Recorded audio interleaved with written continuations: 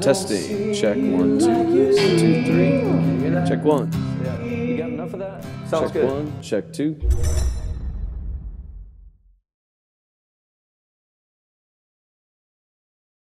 Well, it has to be something you believe in. I mean, obviously, as a band, and as the front man for the band, definitely.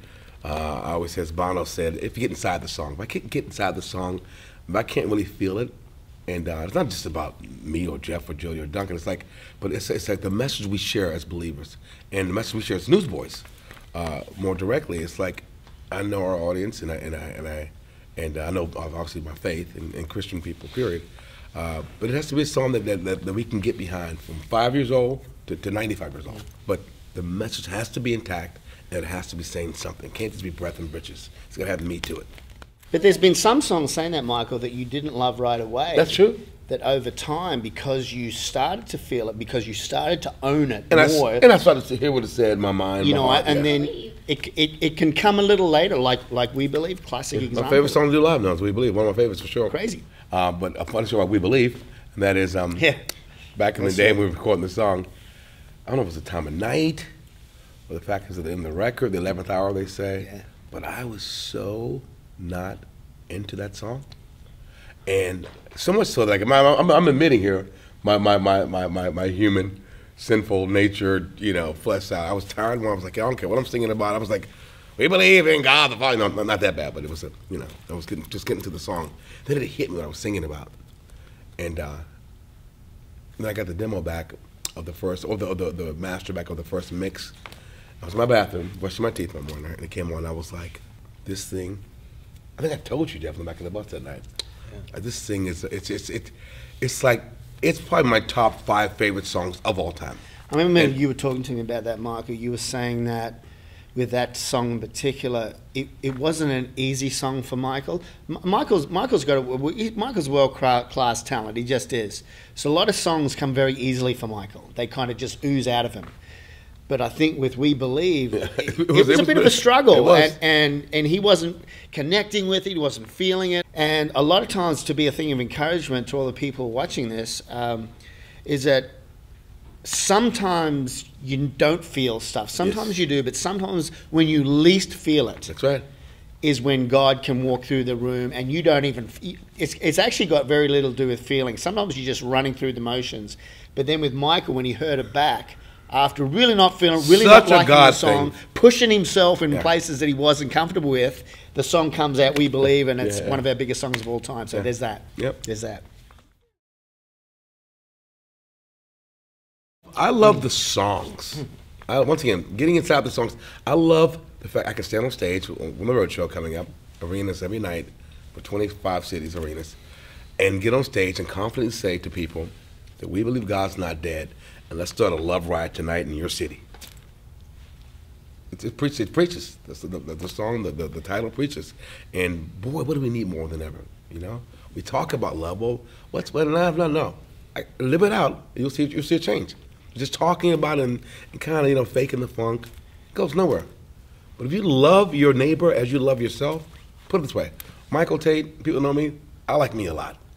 I'll be honest, I like me a lot. Probably too much sometimes. If I can love my neighbor just half of that, they're going to be pretty hooked up. Michael Tate. Yeah. I love you half as much as I love me, you're hooked up. Like, it's hard to love your friends sometimes. Your mate. What are you talking about? Your life partner. What are you talking about?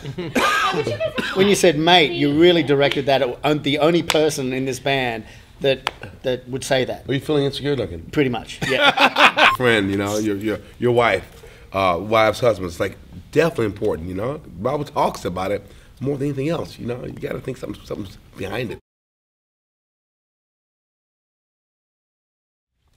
One of our good friends, Juan Otero, who's been writing with us for a long time, penned this song for the movie, and it kind of came out of a place where when we were kids, all kids, we prayed in school, Pledge of Allegiance. Pledge of Allegiance in school. Pledge of Allegiance in school, like our hand over the heart, the whole nine. And nowadays, it's just all gone cray-cray. Nobody does it anymore. What happened? Where along the way did we drop the ball? And I think to myself, these guys will have kids. Where's the world going to be? Not to fret and worry, but What are we going to be in 20 years from now? You know? Well, where's, good Lord. So my point is, back in those days, you did things and people respected the fact you were doing something, not just moral, spiritual, but it was moral. It was the right thing to do. You know, it was a good man, a decent lady. Character mattered. Character mattered. Yeah.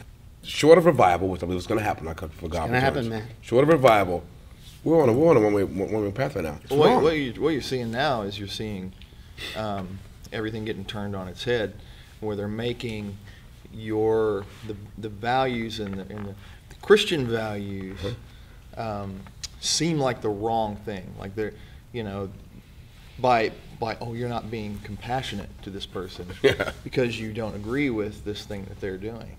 And you're like, well, no, it's morally wrong. You know, God states, you know, in Scripture that this is the wrong thing to do. Yeah. You know, and if we don't stand up for that, who's going to do it? We're at a war of ideology between one train of thought and another train of thought. Our battle is not against flesh and blood, but against principalities and powers. That's dark. That's where the battle is. Right.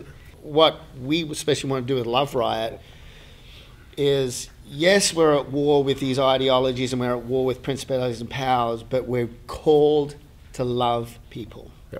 And the reason why we haven't done it is because it's hard, it's inconvenient, it's sweaty, it's dirty, it's nasty to really love the unlovely. But that's what we're called to do. Great question. Well, I always feel like if our band was made up of 4 people with the same personality, it would never work. It's got to be. Hey, Buckle. I would be the video coach for an NHL hockey team. Ooh, yeah. Nice. I'd have to be into politics. I want to be a governor or something like that. You're already a pastor, apparently. So yeah. Pastor and politics. A governor or president, who knows? I would probably be buying and selling something. I love the process of bartering. Yes. Yeah, and kind of doing the deal. I really enjoy that.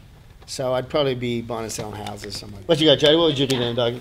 Well, for many, many years, I've been a craftsman already. So I build guitars and do a lot of things. So I'm sure if I wasn't playing music, then I would be doing those sorts of things. You don't understand. Because I already do. You don't understand. Doing it well.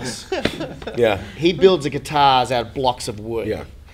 I mean, seriously. I mean, literally. That's all right. No, he does. Headstock. He does. The neck of the guitar is just a block. I mean, you can buy pieces online. You can buy guitar bodies. You can buy pickups. You can buy guitar necks all online. It's already pre-made. He makes them from scratch. Yeah. It's amazing. Oh. Yeah, amazing. He plays them on stage. Yeah. He has the nerve to play them on stage. They sound amazing. He has the nerve to play his own guitars on stage. Like, really? I keep several of them around in case they fly apart. Testing. Check 1, 2, 3. Check 1. You got enough of that? Check 1. Check 2.